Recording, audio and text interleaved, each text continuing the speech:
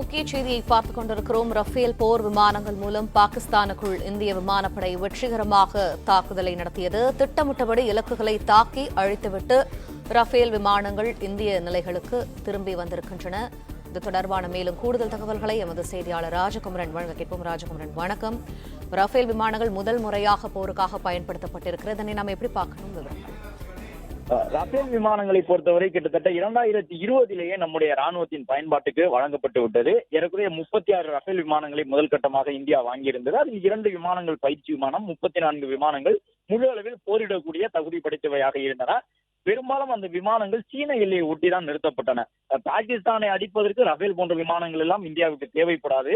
இருந்தாலும் சீனா ஒரு அச்சுறுத்தல் மிக்க நாடு என்பதன் காரணமாக பெரும்பாலும் சீன எல்லையை ஒட்டி இருக்கக்கூடிய பகுதியில் தான் இந்த ரஃபேல் விமானங்கள் நிலைநிறுத்தப்பட்டிருந்தன.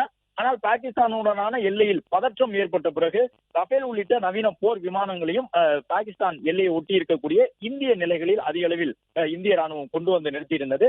அந்த அடிப்படையில் தான் ரஃபேல் விமானத்தினுடைய செயல்பாட்டு திறனையும் ஒரு முறை பார்த்தறியக்கூடிய விதமாக ராணுவம் ரஃபேலை பயன்படுத்தி இருக்கின்றது. நேற்றைய தினம் 2 முக்கியமான ஏவுகணை மற்றும் ஒரு குண்டு உடன் சென்று ரஃபேல் விமானம் இந்த தாக்குதல் சம்பவத்தில் ஈடுபட்டிருந்தது.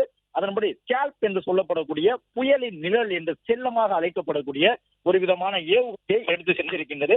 பாகிஸ்தானில் நாம் தொடர்ந்து செய்திகளை பார்த்துக் கொண்டிருக்கின்றோம். பாகிஸ்தான் நாட்டவர்கள் அந்த ஏவுகணை தாக்குதல் நடைபெற்ற பகுதியில் எல்லாம் சொல்லக்கூடிய கருத்துக்கள் திடீரென்று வானத்தில் ஒரு பெரிய ஒளிப்புலமாக தெரிந்தது, ஒரு குறிப்பிட்ட இடைவெளியில் தொடர்ந்து ஏவுகணைகள் வந்து விழுந்தன, பெரிய சத்தம் எழுந்தது என்றெல்லாம் பாகிஸ்தான் மக்கள் சொல்லக்கூடிய அந்த காட்சிகள் பதிவாகி இருக்கின்றன. அது என்னவென்றால் ரஃபேல் சுமந்து சென்ற ஸ்கேல்ப் என்கின்ற ஒரு நவீன ஏவுகணை தான். அந்த ஒரு ஏவுகணையினுடைய எடை என்பது 1300 கிலோ. 1300 கிலோ எடை கொண்ட ஸ்கேல்ப் ஏவுகணையை தூக்கி சென்று இந்த ரஃபேல் போர் விமானம் இந்திய நிலைகளில் இருந்தவாறு பாகிஸ்தானை நோக்கி செலுத்தி இருக்கின்றது.